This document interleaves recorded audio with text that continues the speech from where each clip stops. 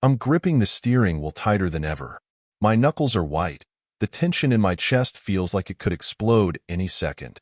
My wife, Laura, told me she was going on a work trip, but something about her sudden enthusiasm for late-night dinners and the sly way she avoided my gaze these past few weeks didn't sit right. Then there was the voicemail, half a message before she cut herself off, but enough for me to hear a man's voice in the background, laughing. I'm not a fool, I mutter under my breath as the GPS pings. Her car is parked outside an apartment complex on the other side of town. This is no work meeting. I pull into a spot across the street and kill the engine.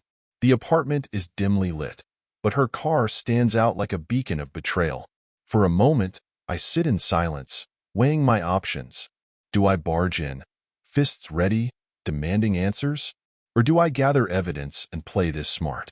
As I debate, my phone buzzes. A text from her, "Hey love, late meeting tonight. Don't wait up." My jaw tightens and a deep, bitter laugh escapes me. How stupid does she think I am? Steeling myself, I step out of the car, the cold night air biting against my skin. I cross the street and slip into the building, spotting her car's parking pass inside the windshield. Apartment 12B. My stomach churns as I ride the elevator up, each floor passing like a countdown to the end of my marriage. When I reach the door, I hear muffled laughter. Laura's unmistakable voice, playful and carefree. I knock sharply, and the laughter stops.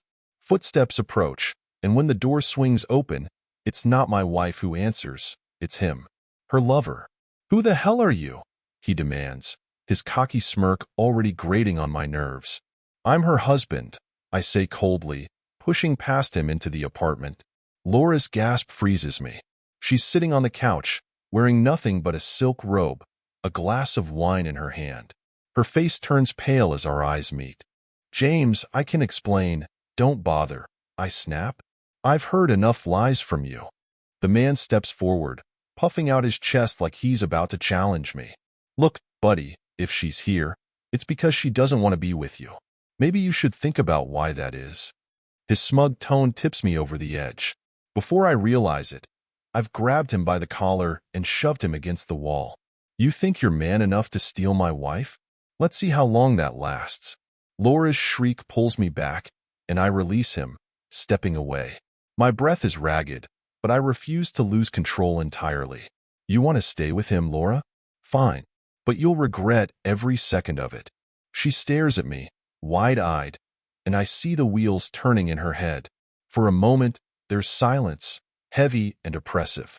Then, the lover sneers, "She's not going anywhere. In fact, why don't you leave? She's better off here." I smirk, the kind of smile that sends shivers down a man's spine. "You've made a big mistake, pal. Both of you have. Enjoy your little fling while it lasts, because it won't last long." I storm out of the apartment, slamming the door behind me, but I'm already planning my next move. Revenge won't just be sweet. It'll be swift and devastating. I drive home, my mind a whirlwind of anger and determination. The betrayal cuts deep, but I won't let it consume me. Laura thinks she's won. Thinks she can toss me aside for some two-bit idiot who probably couldn't handle the fallout of what's coming his way. Fine. Let them have their little moment. I'll make sure it's their last. Back at the house, the silence feels heavier than usual. Every detail screams of the life we've built together. Wedding photos on the mantle, the faint scent of her perfume lingering in the hallway, her favorite blanket draped over the couch. But now, every piece of this life feels like a lie. I grab a beer from the fridge and sit at the dining table, pulling out my laptop. If they think they can walk all over me, they don't know who they're messing with. Laura's lover, whoever he is, made it personal the moment he decided to challenge me in my own marriage. And Laura? She'll soon learn that trust isn't something you can shatter without consequences. First, I dig into her phone records. We share a family plan. Her biggest mistake? It takes less than 5 minutes to spot the pattern. Repeated calls and texts to an unfamiliar number at all hours of the day. I note it down, cross-referencing it with her calendar entries and credit card statements. It paints a damning picture. Dinners, hotel stays, even gifts. This wasn't just some spur-of-the-moment affair. She's been planning this. Next, I turn my attention to her lover. I don't know his name, but I have his face burned into my memory from tonight. Using social media, it doesn't take long to match his smug face to a profile. His name is Eric Summers, and his bio practically screams midlife crisis. Gym selfies, motivational quotes about living your truth, and a string of pictures with women who look suspiciously like they've all been exploring their options. But it's his job that catches my attention, sales manager at a local dealership. That's all I need to know. I call a friend of mine, Mike, who works in private security. He owes me a favor, and I plan to cash in. Mike, I need background on someone. Eric Summers. Works at Eastside Motors. Can you dig up whatever you can on him? Mike doesn't ask questions, which is why I trust him. Give me a day or two, he says. I'll see what I can find. I lean back in my chair, my mind already racing with ideas. If Eric wants Laura so badly, he's welcome to her, but not without losing everything he holds dear. His reputation, his career, his finances, I'll take it all. The next day, I make a few calls of my own. First, to our bank. I've been smart over the years, ensuring that most of our assets are in my name. The joint account? A formality. By the end of the day, I've moved the bulk of our savings into an account only I can access. If Laura thinks she's walking away with anything, she's in for a rude awakening. Then, I set up a meeting with my lawyer. I've heard too many horror stories of men losing everything in divorce proceedings, and I'll be damned if I become another statistic. I lay everything on the table for him. Her affair, the money trail, even the possibility of her lover's interference in our marriage. He nods, already strategizing. James, we've got a strong case here, he says. But you need to be careful. If she finds out what you're planning, she might try to flip this on you. Keep your cool and don't confront her again. Let me handle the legal side. Cool. Right. Easier said than done. As I leave his office, my phone buzzes. It's Mike. Got some dirt on your guy, he says, his tone laced with amusement. Turns out Eric Summers has a history of shady deals at the dealership. Rumor has it he's been skimming commissions and pocketing bonuses that weren't his to take. Could be useful if you're looking to make his life difficult. I smile, the first genuine smile I've had in days. Oh, Mike, you've just made my day. I hang up, my plan coming together piece by piece. Laura and Eric have no idea what's coming for them. I wait patiently, letting the anger simmer just below the surface, focusing it into a razor-sharp tool for what's to come. Patience is key. I've spent the past week solidifying my plans, and now it's time to start the process of dismantling their little fantasy. First, I pay a visit to Eastside Motors, where Eric works. The place is a bustling showroom with cars gleaming under bright lights. I walk in, blending in among the prospective buyers, and wait.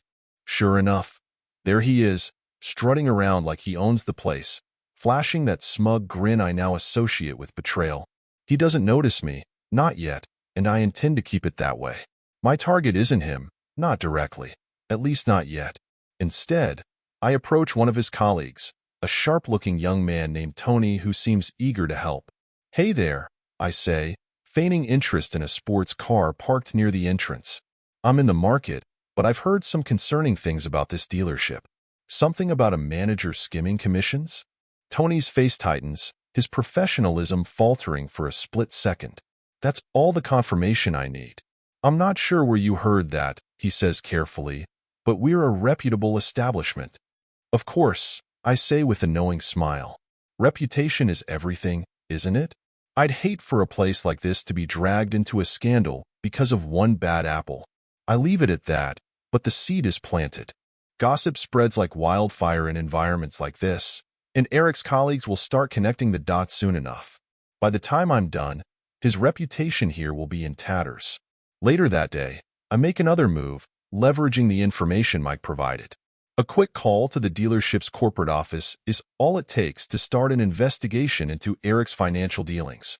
I keep my tone professional, presenting myself as a concerned customer who values transparency. The representative assures me they'll look into it. They have no idea their inquiry is just the tip of the iceberg. Next, I turn my attention back to Laura. She's been staying at Eric's place more frequently, her absence in our home growing more noticeable. I use the opportunity to pack up her belongings, everything she left behind, and ship them to her new address. No note, no explanation, just a cold, clinical reminder that she's no longer welcome here. When I'm done, I change the locks. This house is mine now, legally and emotionally. She made her choice, and I'm making mine. The cherry on top comes in the form of a carefully crafted email sent to her employer. I've kept records of her business expenses tied to her affair, and while I frame the email as a concerned inquiry rather than an outright accusation, it's enough to raise eyebrows. Her pristine reputation at work won't survive this scrutiny. That evening, I sit in the now empty living room, sipping a drink and feeling a strange sense of calm. The wheels are in motion. Eric and Laura have no idea their lives are about to implode. The next day, my phone buzzes with a call from Laura. I let it go to voicemail, but her message is desperate. "James, what's going on? I came to the house, and my key doesn't work. My things are gone. Call me, please." I play the message again, savoring the panic in her voice. For the first time in weeks, I sleep soundly. A week passes, and the chaos I've unleashed is starting to bear fruit. Laura hasn't stopped calling, her messages swinging wildly between anger and desperation. Eric's been quiet so far, but that's about to change. My first clue comes from Tony, the salesman at Eastside Motors. He calls me, his voice low and hurried. "Hey man, I don't know who you are, but whatever you said, it worked. Corporate's been crawling all over Eric's records, and he's losing it. Heard he might be on the chopping block." I thank him and hang up, a smile creeping across my face. Step 1. Complete. Later that afternoon, I get an unexpected call from my lawyer. "James, we've got a situation," he says, his tone cautious. Laura's lawyer reached out. "They're alleging you've been harassing her, freezing assets, and locking her out of the marital home." I laugh bitterly. She wants to play the victim now? After everything she's done? "She's claiming emotional distress," he continues. "But don't worry. We've got the upper hand. Just stick to the plan, and don't respond directly to her or Eric. Let me handle the legal side." I hang up, my resolve hardening. Laura's starting to feel the heat, and she's lashing out. That's fine. It means my plan is working. That evening, I take things one step further. I set up an anonymous email account and draft a message to a few key figures at Eric's dealership. I attach the evidence Mike dug up, records of his shady commissions, screenshots of questionable transactions, and a few choice photos of him and Laura that leave little to the imagination. The email is simple and professional. "As a concerned party, I thought you should be aware of these irregularities involving your sales manager. Transparency is key to maintaining trust with your customers." By morning, the fallout is immediate. Eric's dealership is abuzz with whispers, and by noon, he's called into a meeting with corporate. My contact, Tony, keeps me updated, relishing the drama. "They're grilling him hard," he says. "It's not looking good." Meanwhile, Laura finally breaks her silence in a more personal way. I'm leaving the grocery store when I see her standing by my car, arms crossed, her face a mix of anger and desperation. She's dressed impeccably, as always, but there's a strain in her expression that tells me she's not sleeping well. "James," she starts, her voice trembling. "We need to talk." I walk past her, unlocking the car. "There's nothing to talk about." "Please," she says, grabbing my arm. "This has gone too far. I don't know what you think you're doing, but you're destroying everything." I turn to face her, my expression cold. "I'm destroying everything? That's rich, coming from you. You made your bed, Laura. Now lie in it." Her eyes well up with tears, but I don't waver. "I was confused," she pleads. "I made a mistake, but we can fix this. I still love you." I laugh, a short, sharp sound that cuts through the tension. "Love? Is that what you call sneaking around with Eric, lying to my face, and expecting me to roll over like some doormat? You don't love me, Laura. You love what I gave you. Stability, comfort, a life you didn't deserve." She steps back, her confidence faltering. "James, please." "No," I interrupt. "You don't get to please me anymore. You don't get anything from me anymore." I get in the car and drive away, leaving her standing in the parking lot. In the rearview mirror, I see her collapse onto the curb, her shoulders shaking. Part of me feels a pang of something. Pity, maybe, but I push it aside. This isn't over yet. That night, I get a call from Mike. Got some news for you, he says. Eric's been suspended. Corporate's launching a full-blown investigation. I thank him, a sense of satisfaction settling over me. Eric's world is crumbling, and Laura's isn't far behind. The pieces are falling perfectly into place. The next morning, I wake up to the sound of my phone buzzing relentlessly on the nightstand. Groggy, I glance at the screen. 6 missed calls from Laura and a text from an unknown number. The text reads, "We need to talk. This has gone too far. Call me, Eric." I smirk, letting the phone fall back onto the nightstand. Eric must be feeling the heat. I can only imagine what his life looks like right now. His career in freefall, his reputation shredded, and his little fling with Laura now exposed for the mess it is. He's panicking, and I'm just getting started. After a long shower and breakfast, I finally sit down to deal with the mountain of messages Laura has left. Each voicemail tells a different story. Anger, regret, desperation, even threats of taking me to court if I don't stop this madness. I delete them all without a second thought. Then, my phone rings again. This time, it's not Laura. It's Tony, my inside man at Eastside Motors. "James," he says, barely able to contain his excitement. "You're not going to believe this. Eric's been fired." I let out a low whistle, leaning back in my chair. That fast? Corporate didn't waste any time once they saw the evidence, Tony explains. He tried to talk his way out of it, but they weren't having it. The guy's done. Good, I say, satisfaction dripping from my voice. That's one down. Thought you'd like to know, Tony adds. Figured you'd want to celebrate. I thank him and hang up, my mind already spinning with the next phase of my plan. Eric losing his job is just the beginning. Now it's time to dismantle the last shred of stability Laura has left. Later that day, I visit the house Laura and I once called home together. She's staying at Eric's place now, but I know she'll be back here eventually, probably to retrieve whatever scraps of her old life I haven't already removed. I change out the remaining locks and make sure the security cameras are fully operational. If she tries to come back without my permission, I'll know. In the evening, I make another move.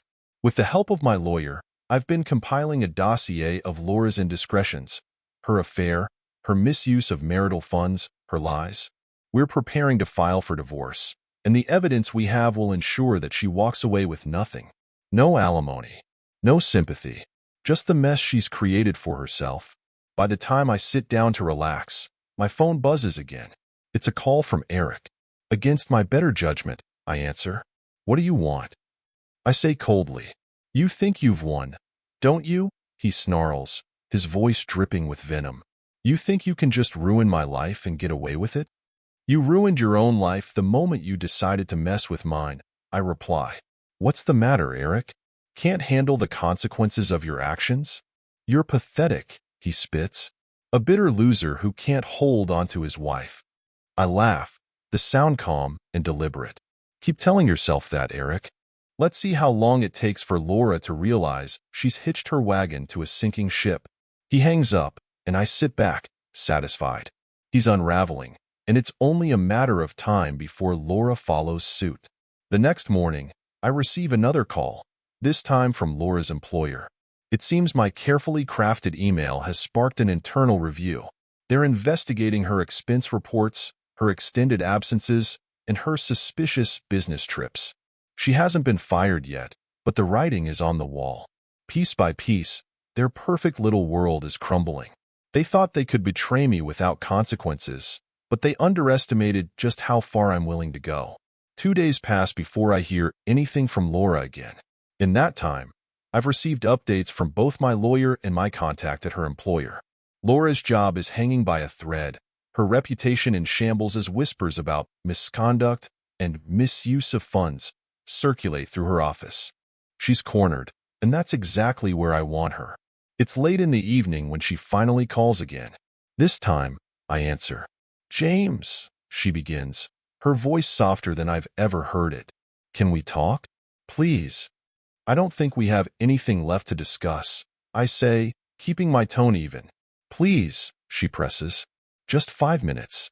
I didn't mean for things to get this bad. I almost laugh at the absurdity of her words. Didn't mean for things to get this bad? Laura, you destroyed our marriage. You chose him. Now you're surprised that there are consequences? She exhales shakily, and I can hear the strain in her voice. I made a mistake, James. I see that now, but you're going too far. Eric's lost his job, and they're reviewing my position at work. I could lose everything. Good, I snap, my patience wearing thin. Maybe that'll give you a fraction of the pain you've caused me. James, stop this, she pleads, her voice breaking. Please, we can fix this. I still love you. Love? The word tastes bitter in my mouth. If you loved me, you wouldn't have lied to me. You wouldn't have run into another man's arms. There's silence on the other end, and for a moment, I think she might have hung up. But then she speaks, her voice barely above a whisper. I didn't think you'd ever find out. Her admission hangs in the air, heavy and suffocating. I clench the phone tighter, fighting the surge of anger rising within me. Well, I did. And now you're going to deal with the fallout. She starts to cry, her sobs muffled but unmistakable. I don't know what to do, James. I don't know how to fix this. You don't, I say coldly. This isn't your mess to fix anymore. It's mine to clean up, and trust me, I will. I hang up before she can respond, tossing the phone onto the couch beside me. Her tears don't move me. She made her choice, and now she's facing the reality of it. The next morning, I receive a text from Mike. Eric's trying to find dirt on you. It reads, be careful. I smile grimly. Of course, Eric would try to claw his way out of this, but he doesn't know who he's dealing with. I've been one step ahead of him from the start, and I don't plan on letting that change. Later that day, I pay a visit to the bank to finalize the transfer of funds from our joint account to my personal account. Legally, I'm entitled to protect our assets during the divorce proceedings, and I intend to ensure that Laura doesn't get a single cent more than she deserves, which is nothing. As I'm leaving the bank, my phone buzzes again. This time, it's Tony. You won't believe this, he says. Eric showed up at the dealership, begging for his job back. He even tried throwing you under the bus, saying you set him up. I laugh. And how'd that go? They didn't buy it, Tony replies, his tone gleeful. He's done, James. Completely done. Good, I say. Let him stew in it. That evening, as I'm reviewing documents for the divorce proceedings, there's a knock at the door. I open it to find Laura standing on the porch, her eyes red and swollen from crying. What are you doing here? I ask, my tone hard. Please, she says, her voice trembling. Let me come in. We need to talk. I consider slamming the door in her face, but decide against it. Let her say her piece. It won't change anything. She steps inside, clutching a folder to her chest. I brought these, she says, handing me the papers. It's everything. Bank statements, emails, proof of everything I did. I'm not hiding anything anymore. Her sudden transparency catches me off guard, but I don't let it show. And what am I supposed to do with this? Use it, she says, tears streaming down her face. Use it to ruin me if you want. I deserve it. For a moment, I stare at her, unsure of what to say. She's finally breaking, crumbling under the weight of her own guilt. And yet, I feel no satisfaction, only emptiness. I stare at Laura, standing there in the middle of what used to be our shared home, clutching that folder like it's her last lifeline. Her tears flow freely now, her face streaked with guilt and shame. For years, I thought I knew this woman, trusted her with everything. But the person standing before me feels like a stranger. Why now? I ask, my voice steady but cold. Why are you coming clean now, Laura? Is it guilt? Or are you just trying to save yourself? Her hands shake as she places the folder on the coffee table. It's everything, James, she says quietly. I thought I could handle this. I thought Eric was. Her voice breaks. I thought he was something he's not. I cross my arms, unmoved. And what is he? A liar? A manipulator? Or just a poor replacement for a husband you didn't deserve? She flinches like I've slapped her. I don't expect you to forgive me, she whispers. I don't even expect you to care. But I wanted to be honest, at least once, before you do whatever it is you're planning. I glance at the folder. It's filled with evidence, just as she said, bank statements, text transcripts, receipts, proof of her affair, her lies, and her betrayal. For a brief moment, I wonder if this is a trap, another manipulation. But her trembling form suggests otherwise. You think this changes anything? I ask, my tone sharp. You think admitting your guilt now erases the damage you've done? No, she says, shaking her head. I know it doesn't, but it's all I can offer. Her voice cracks, and she looks up at me, her eyes pleading. James, I know I've lost you. I know I deserve that. But please, don't destroy me completely. I laugh bitterly. You didn't worry about destroying me when you ran into Eric's arms. Why should I show you mercy now? She takes a step back, her resolve crumbling further. Because I still love you. That word again, love. It's almost laughable. Whatever feelings she has for me now are nothing but regret for the consequences of her actions. Love doesn't destroy. Love doesn't betray. You don't know what love is, I say coldly. If you did, we wouldn't be here. She opens her mouth to respond, but I hold up a hand, cutting her off. Go back to Eric. See how long he sticks around now that his life is in ruins. Her shoulders slump, and she nods, defeated. Without another word, she turns and walks out the door, leaving the folder behind. I watch her go, my emotions a turbulent mix of satisfaction, anger, and something I can't quite name. Once she's gone, I sit down and open the folder. The evidence is damning, more than enough to ensure that she walks away with nothing in the divorce. But as I sift through the pages, another idea begins to form. Something bigger, something final. Eric thought he could step into my life, take what was mine, and escape unscathed.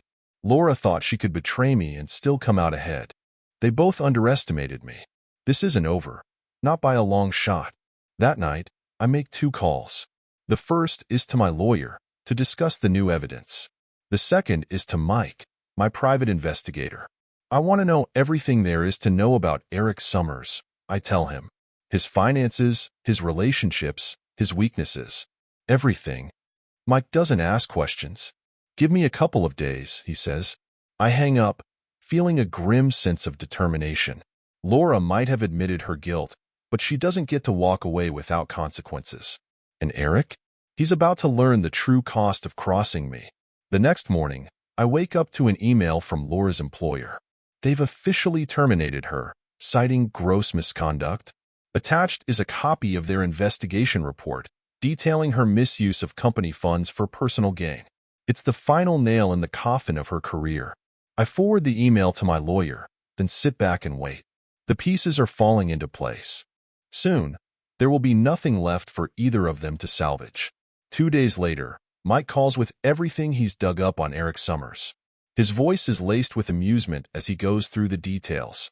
Your boy Eric is a real piece of work, Mike begins.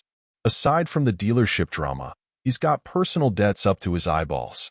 He's maxed out his credit cards, has 2 mortgages, and a boat he can't afford to keep in the marina. The guy's living way beyond his means. I listen, my mind racing with possibilities. Anything else? Yeah, Mike continues. He's got a track record with women. He's burned through 3 relationships in as many years, all ending in restraining orders. The guy's a textbook narcissist. He loves the chase, but the second things get tough, he bails. This is exactly what I needed. Eric isn't just a cheater, he's a coward. If I can push him hard enough, he'll crumble, leaving Laura to pick up the pieces alone. And then I'll make sure those pieces are impossible to reassemble. With Mike's report in hand, I set my plan in motion. First, I make an anonymous call to the marina where Eric's boat is docked. Hello, I'm calling about a tenant named Eric Summers. He owes me a significant amount of money, and I believe he's using his boat as collateral. Could you confirm if he's in arrears on his payments? The woman on the other end is hesitant at first, but eventually confirms my suspicion. Yes, Mr. Summers has been late on his payments for the last 3 months. We're considering repossessing his slip. I thank her and hang up, filing that tidbit away for later. Next, I turn my attention to his finances. With the help of a friend in accounting, I prepare a detailed report on Eric's debts and send it to his dealership's corporate office. It's not a stretch to imagine they'll want to distance themselves even further from their former employee once they see how much liability he represents. Finally, I orchestrate the last piece of my plan, a public revelation. I contact a local reporter who specializes in exposés and tip them off about a scandal involving a former sales manager at Eastside Motors. I provide the reporter with all the evidence Mike uncovered, ensuring that Eric's reputation will be permanently tarnished. The wheels are set in motion. Now, I wait. The fallout begins almost immediately. By the end of the week, the marina has repossessed Eric's boat, and his name is splashed across local news outlets, tied to allegations of financial misconduct and personal scandals. His debts are piling up faster than he can manage, and his smug bravado is nowhere to be found. Laura calls me in a panic, her voice shaky. "James, what's going on? Eric's losing everything, and I don't know what to do." I can't help but laugh. "Maybe you should have thought about that before you threw your life away for him. Please," she begs. "I have nothing left. I lost my job, and now Eric was always a sinking ship, Laura. You just hitched your wagon to the wrong man. Don't expect me to save you now." She starts to cry again, but I hang up, feeling no remorse. This isn't about kindness or reconciliation. This is about justice. The final nail comes when Eric himself tries to confront me. He shows up at my office one afternoon, his face red with rage, his fists clenched. My receptionist hesitates but eventually lets him in, and I stand to meet him, calm and composed. "You think this is over?" he growls, slamming his hands on my desk. "You think you can ruin my life and walk away?" I lean back in my chair, smiling. "Eric, you ruined your own life. I just made sure everyone saw it." He lunges forward, but I remain seated, unflinching. "What's your plan, Eric? To hit me? Go ahead. Add assault to your list of failures." He freezes, his anger giving way to uncertainty. "This isn't over," he mutters, backing away. "Oh, it is," I reply. "You're done, Eric. You just don't know it yet." He storms out, leaving me with a sense of finality. The damage is done, and there's no coming back for either of them. Later that evening, I sit in my quiet house, sipping a glass of whiskey. The storm has passed, and the silence feels different now. Peaceful, not lonely. For the first time in weeks, I feel like I've reclaimed my life. The next few days are eerily quiet, almost unsettling. Laura hasn't called, Eric hasn't shown up again, and my lawyer informs me that the divorce proceedings are moving smoothly in my favor. But I know better than to assume this is the end. People like Eric don't go down without a fight, and Laura, well, she's too desperate to stay silent for long. Sure enough, late one evening, as I'm locking up for the night, my phone buzzes. It's a text from an unknown number. "You'll regret this. Watch your back." I stare at the message, my lip curling in disdain. It doesn't take a genius to figure out who sent it. Eric's arrogance hasn't waned, despite his crumbling life. If anything, he's clinging to the last shreds of his ego. Fine, let him come. The next day, I get a call from Tony, my contact at the dealership. His tone is frantic. "James, you're not going to believe this. Eric's been talking to people around here, trying to dig up dirt on you. He's desperate." "Let him dig," I say calmly. "There's nothing he'll find." "Still, you should be careful," Tony warns. "The guy's unhinged." I thank him and hang up, my resolve only strengthening. If Eric wants a war, he's about to get one. But I won't stoop to his level. I'll let his own desperation destroy him. That evening, as I'm heading to my car after a long day, I notice a shadow lingering near the parking lot. My instincts kick in, and I slow my pace, scanning the area. Then I see him, Eric, standing by my car, his arms crossed, his face a mask of fury. "Eric," I call out, my voice steady. "Here to make another scene?" "You think you're untouchable," he snarls, stepping closer. "You think you can ruin my life and walk away without a scratch?" I stop a few feet from him, keeping my posture relaxed but ready. "I don't think I'm untouchable. I just know that you're no match for me." He clenches his fists, his eyes wild. For a moment, I think he's about to throw a punch, but then he laughs, a bitter, hollow sound. "You've taken everything from me," he says. "My job, my reputation, even Laura." I raise an eyebrow. "Laura? She was never yours to begin with. You were just the rebound." His laughter dies, replaced by a look of raw anger. "This isn't over, James." I step forward, my tone dropping to a menacing calm. "Oh, it is, Eric. You're done. Go home. Pack up whatever scraps of your life you have left and disappear. Because if you come at me again, I'll make sure there's nothing left for you to salvage." For a moment, he looks like he might challenge me. But then he backs away, muttering under his breath. He gets into his car and drives off, leaving me standing there, my heart pounding with adrenaline. Back home, I double-check my security system and send a quick update to Mike. "Keep an eye on Eric. He's starting to crack." Mike responds almost immediately. "Got it. Don't worry, I'll make sure he doesn't do anything stupid." The encounter leaves me uneasy, but I push it aside. Eric's desperation is his downfall, and I've already stripped him of his power. All I need to do now is wait for him to self-destruct. The next morning, I wake up to a flood of texts from Laura. They're all variations of the same plea: Eric's losing it. "I'm scared. Please call me." I ignore them. She made her choice when she left me for him. If she's finally realizing the cost of her betrayal, that's not my problem. Later that day, I get a call from Mike. His tone is grim. "Eric tried to confront Laura at her new place. It didn't go well." "What happened?" I ask, leaning forward in my chair. "He showed up drunk, shouting about how she ruined his life. Neighbors called the cops, and he spent the night in a holding cell. He's spiraling, James." I sit back, processing the news. Eric's downfall is almost complete, and Laura's world is crumbling alongside his. The thought should bring me satisfaction, but instead, it leaves me feeling empty. "Let me know if he tries anything else," I tell Mike before hanging up. As the day stretches on, I find myself reflecting on everything that's happened. The revenge, the destruction. It's all gone according to plan. But as I sit alone in my house, surrounded by silence, I can't shake the feeling that I've lost something too. The following days bring more fallout, though this time, the chaos seems to have reached its crescendo. Eric is no longer a threat. After his public meltdown at Laura's place, he's become a social pariah. The dealership has cut all ties, and whispers of his financial woes and relationship failures have spread far beyond the city.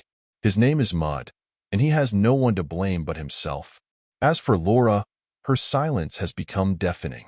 The barrage of texts and calls has stopped entirely, and I know it's only a matter of time before she has no choice but to face reality. Her job is gone, her lover is a wreck, and the life she so recklessly gambled for is in ruins. But for me, there's no celebration, no moment of triumph. Sitting alone in the house that once felt like home, I realize that revenge, while satisfying in the moment, doesn't fill the void left by betrayal. The life I built with Laura, the trust, the love, the memories, has been reduced to ash. And now I'm left to sift through the remnants, wondering what comes next. One evening, as I'm nursing a drink on the back porch, my phone buzzes with an email notification. It's from my lawyer. The subject line reads, "Divorce Settlement Update." I open it, scanning the document quickly. As expected, the court has ruled in my favor. Laura won't receive a dime of spousal support, and the division of assets leans heavily toward me. It's a clean break, exactly what I wanted. But instead of relief, I feel a strange hollowness. The victory is mine, but it feels empty. The next morning, I wake to another surprise, a letter in my mailbox. The handwriting is unmistakably Laura's. I hesitate, staring at the envelope for a long moment before finally opening it. Inside is a single sheet of paper, her words scrawled in a shaky hand. "James, I know I'm the last person you want to hear from, and I don't blame you. I've made mistakes, terrible ones, and I've lost everything because of them. But I wanted you to know that I'm sorry. Truly, deeply sorry. I never meant to hurt you, but I know that doesn't matter now. You gave me everything, and I threw it away. Eric was a mistake, a selfish, stupid mistake, and I see that now. He's gone, and so is everything I thought I wanted. I don't expect forgiveness. I just wanted to say this while I still can. I loved you, James. Maybe I still do. And I hope that someday you can find happiness again, even if it's not with me. Laura, I fold the letter carefully, setting it aside. Her words stir something inside me. Anger, regret, maybe even pity, but they don't change anything. Her apology comes too late, and her love, if it ever existed, isn't something I can trust anymore. That evening, I call Mike for an update on Eric. He's gone, Mike says simply. Sold his car, skipped town. Probably went back to his parents' place upstate. Good, I reply. Let him stay gone. Mike pauses, then asks, so, what's next for you? The question catches me off guard. I haven't thought about what's next. My entire focus has been on dismantling Laura and Eric's world, and now that it's done, I realize I have no plan for myself. I don't know, I admit. Maybe it's time to start over. Clean slate, Mike says. That's a good place to start. After we hang up, I sit in silence for a long time, contemplating his words. A clean slate. It sounds simple, but the idea of rebuilding, of moving forward without the weight of betrayal, feels daunting. That night, I sleep better than I have in weeks. The storm has passed, and while the scars remain, I know it's time to begin the process of healing. The days blur together as I begin the slow process of reclaiming my life. The house, once filled with memories of Laura, feels different now, less like a home and more like a blank canvas. I spend hours sorting through our shared belongings, packing away what I don't want and tossing what I can't bear to keep. Each box I seal feels like a small step toward closure. One evening, as I'm hauling boxes to the garage, my sister Eileen calls. She's been my anchor through all of this, checking in regularly and offering support without prying too deeply. Hey, big brother, she says cheerfully. How's it going? I hesitate, then sigh. Getting there. Slowly. You sound better, she notes. Lighter, almost. I chuckle. Maybe. Or maybe I'm just too tired to carry the weight anymore. She laughs softly, then pauses. So, what's the plan? You can't just stay in that house forever, reliving the past. I've been thinking about selling it, I admit. Starting fresh somewhere new. That's a great idea, she says, her enthusiasm genuine. You've always wanted to live near the coast. Maybe now's the time. Her words stick with me long after we hang up. Moving feels drastic, but staying here, surrounded by memories of a life that no longer exists, feels like a prison. Maybe she's right. Maybe it's time to let go completely. The next day, I call a realtor. She's efficient and understanding, walking me through the process with minimal fuss. Within a week, the house is listed, and potential buyers begin trickling in. It feels surreal, watching strangers walk through what was once my sanctuary, but I remind myself that this is a necessary step. As the days turn into weeks, I find myself with more time to reflect. The anger and bitterness that fueled my actions have begun to fade, replaced by a quiet resolve. I've won the battle, but the war left its mark. Now, it's time to rebuild. One afternoon, I receive a call from my lawyer. James, I wanted to let you know that the divorce has been finalized, he says. You're officially a free man. The weight of his words takes a moment to settle. Free. The word feels strange, almost foreign. For so long, I've been defined by this fight, by the betrayal and the revenge. Now, with the dust finally settling, I'm faced with the daunting reality of starting over. Thanks, I say finally. I appreciate everything you've done. It was my pleasure, he replies. Take care of yourself, James. You deserve it. After we hang up, I pour myself a drink and step out onto the back porch. The sun is setting, casting the sky in shades of orange and pink. It's a beautiful evening, and for the first time in months, I feel a glimmer of peace. Later that week, the house sells. The buyer is a young couple, excited to make it their first home. As I hand over the keys, I feel a strange mix of sadness and relief. This chapter is officially closed. With the proceeds from the sale, I begin searching for a new place. True to Eileen's suggestion, I focus on coastal properties, envisioning a life by the ocean. It's not an escape, it's a new beginning. One afternoon, as I'm scrolling through listings, I receive a text from Eileen. Remember, James, the best revenge is living well. Proud of you. Her words bring a small smile to my face. She's right. I've spent so much time focused on what I've lost that I've forgotten what I still have, a chance to build something better. The decision to leave everything behind feels daunting but liberating. After weeks of searching, I find the perfect house, a cozy, two-story home perched on a cliff overlooking the ocean. It's not grand or flashy, but it feels right, peaceful, like the clean slate I've been searching for. The move is swift, with the help of a few friends and a moving company. As I drive to my new home, the coastal air filling my lungs, I feel lighter than I have in months. The weight of betrayal, anger, and revenge has lessened. I'm no longer looking back. My eyes are set on what lies ahead. The first night in the house is surreal. I stand on the balcony, a glass of whiskey in hand, watching the waves crash against the rocks below. The sound is soothing, a constant reminder of nature's power and resilience. I tell myself that, like the ocean, I'll keep moving forward. In the days that follow, I throw myself into the process of making the house my own. I paint the walls, hang new artwork, and fill the shelves with books I've been meaning to read. The act of building something, no matter how small, feels therapeutic. Eileen visits one weekend, bringing her kids along. The sound of their laughter fills the house, erasing the silence that had once been suffocating. She hugs me tightly as she leaves, whispering, "You've got this." For the first time, I believe her. The coast becomes my sanctuary. I start taking long walks on the beach, letting the rhythm of the waves clear my mind. I meet a few neighbors, kind, unassuming people who ask no questions about my past. It's a welcome change from the scrutiny I'd left behind. One afternoon, as I'm unpacking the last of my boxes, I come across the folder Laura left behind. For a moment, I consider throwing it out, but instead, I open it, skimming the contents one last time. The evidence of her betrayal no longer stings the way it once did. It feels distant, like a story from another lifetime. I close the folder and place it in the fireplace. The flames consume the pages quickly, leaving only ashes behind. As I watch them smolder, I feel a sense of closure. The past is gone, and I'm finally free of its hold. Weeks turn into months, and my life begins to take shape again. I reconnect with old friends, take up new hobbies, and even start exploring career opportunities I'd once put on hold.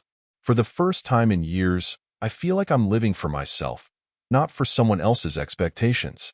One evening, as I'm sitting on the balcony, watching the sun dip below the horizon, my phone buzzes. It's a text from Eileen. "How's my favorite brother?" I laugh, typing back, "Pretty good. You should see this sunset." Her reply comes quickly. "Sounds like you're finally happy." I pause, looking out at the ocean, the sky painted in shades of gold and crimson. The air is crisp, the sound of the waves soothing. For the first time, I feel the truth of her words. "I think I am," I type back. The days by the ocean blur into a rhythm of contentment.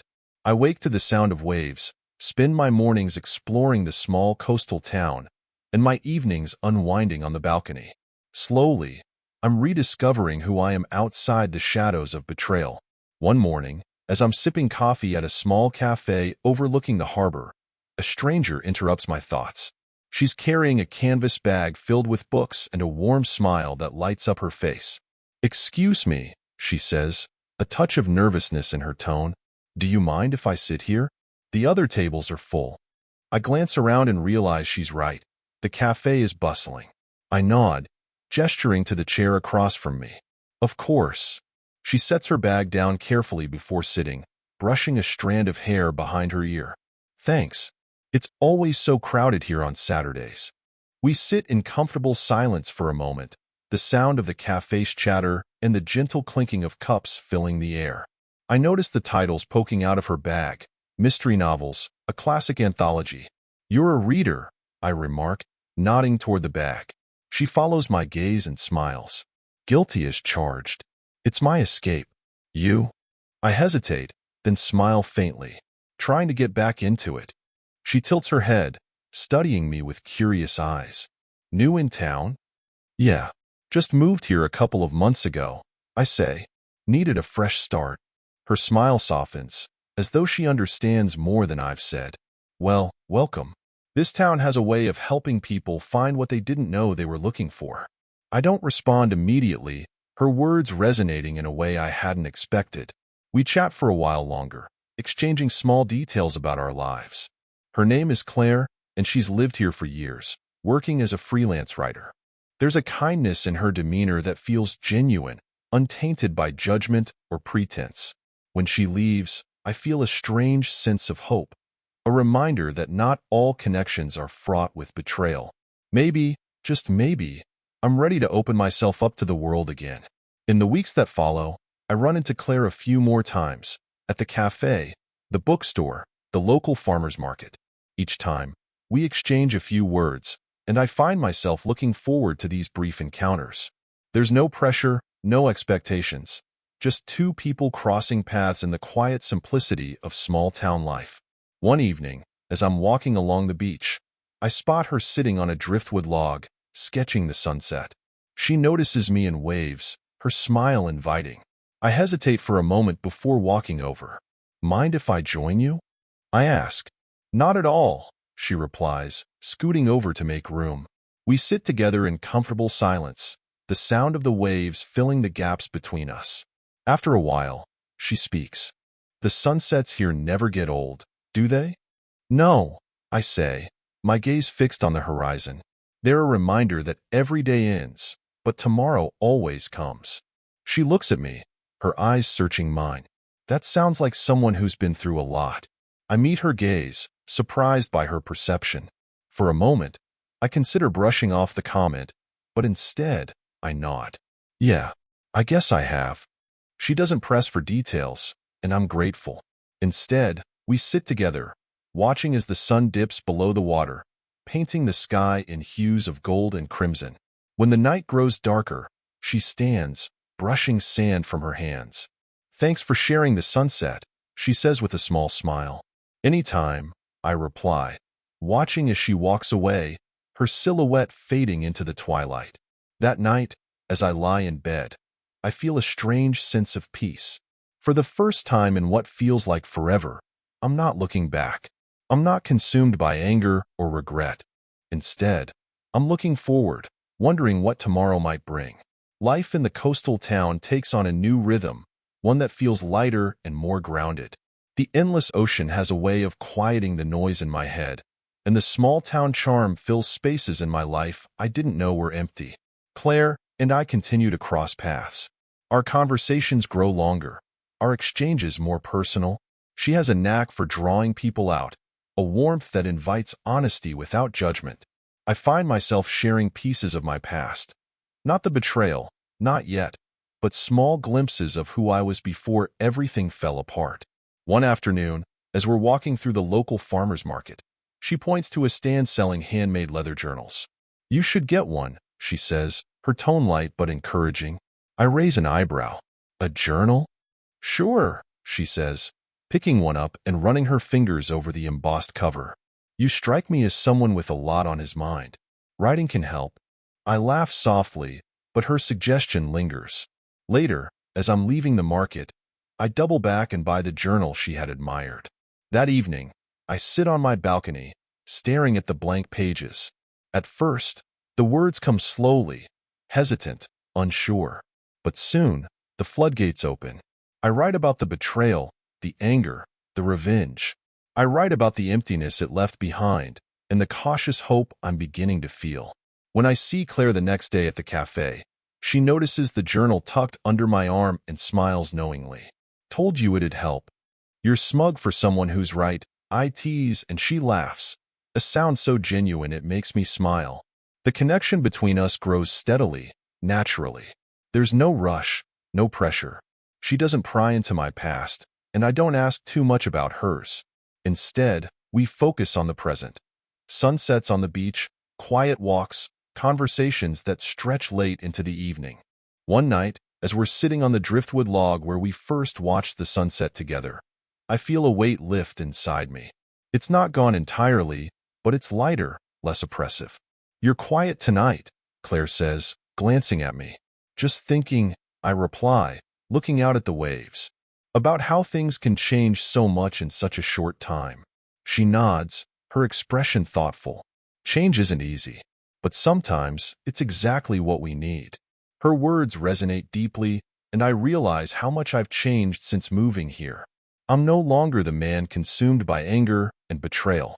I've started to heal, to rebuild, not just my life, but myself. When we part ways that night, Claire hugs me, her embrace warm and grounding. "You're doing good, James," she says softly. "Keep going." Her words echo in my mind long after she's gone. The next morning, I wake up to an email from my lawyer confirming the final transfer of assets. The divorce is officially behind me, the last legal tie to Laura severed. For the first time in months, I feel free, not just on paper, but in my heart. Later that day, I drive into town and visit a small art gallery Claire mentioned during one of our walks. It's a quiet, intimate space filled with local artists' work. As I wander through the exhibits, I feel a spark of inspiration I haven't felt in years. Maybe it's time to try something new, not just to live, but to create. That evening, I sit at my desk and open the journal. Instead of writing about the past, I begin sketching ideas for a project, a small book of reflections and photos inspired by the ocean.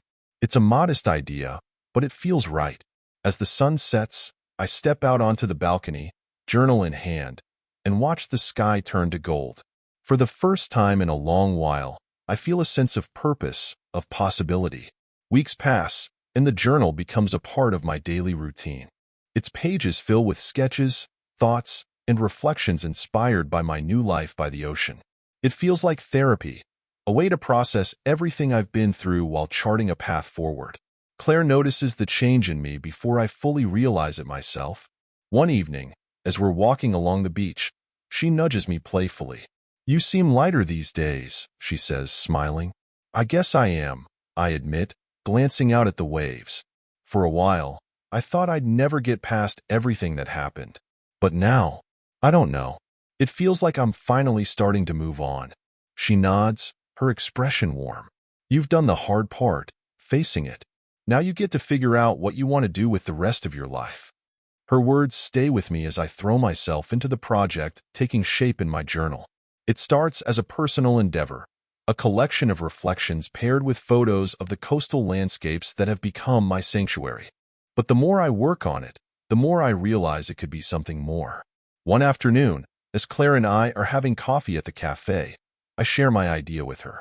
What if I turned this into a book? Not just for me, but for other people who've gone through something similar. Her eyes light up. "James, that's a beautiful idea. You've got the perspective, the creativity, and let's be honest, people could use something uplifting right now." I laugh, appreciating her enthusiasm. It's a work in progress, but it feels good to be creating again, to be building something instead of tearing things down. Claire reaches across the table, resting her hand on mine. "You're not just building a book, you're rebuilding yourself, and it's incredible to watch."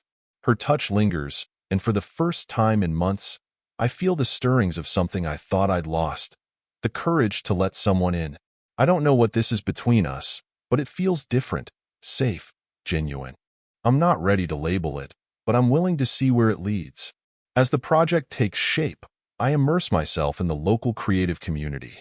The gallery owner who first inspired me connects me with a small publisher interested in local voices. The process of editing and refining my work is challenging but rewarding, and I begin to see the book as more than just a personal endeavor. It's a testament to resilience, to the power of moving forward. The day I hold the first proof of the book in my hands, Claire is the first person I share it with. We're sitting on the driftwood log at sunset, as has become our tradition, and I hand her the slim, beautifully printed volume. She flips through it slowly, her expression softening with each page. "This is incredible, James," she says, her voice filled with admiration. "You've poured your heart into this." "It's been a long time coming," I reply, watching the horizon. "But I think I'm finally ready to put the past behind me." She closes the book gently and turns to me, her eyes filled with something I can't quite name. "You've come so far, James. I hope you see that." For the first time, I think I do. As the sun dips below the horizon, painting the sky in hues of gold and crimson, I feel something shift inside me. It's not just the satisfaction of finishing the book or the tentative connection I'm building with Claire. It's the realization that I'm no longer defined by what I've lost. I'm defined by what I've built and by the life I'm creating, one step at a time. The day the book officially launches feels surreal. I never imagined my reflections, paired with the raw beauty of the coastal landscape, would resonate with anyone beyond myself. Yet, as the publisher sends me updates on pre-orders and early feedback, it's clear that the message is connecting. People are finding inspiration in my journey, in the idea that healing is possible even in the aftermath of devastation. Claire is by my side during the launch event at the local gallery. It's a modest gathering of friends, neighbors, and people I've come to know in this small town. As I sign copies of the book, I catch glimpses of her in the crowd, smiling and chatting with guests. Her presence is a quiet anchor, grounding me in this moment of celebration. When the event winds down, Claire approaches, holding a signed copy of the book. "You know, this is just the beginning," she says, her eyes sparkling.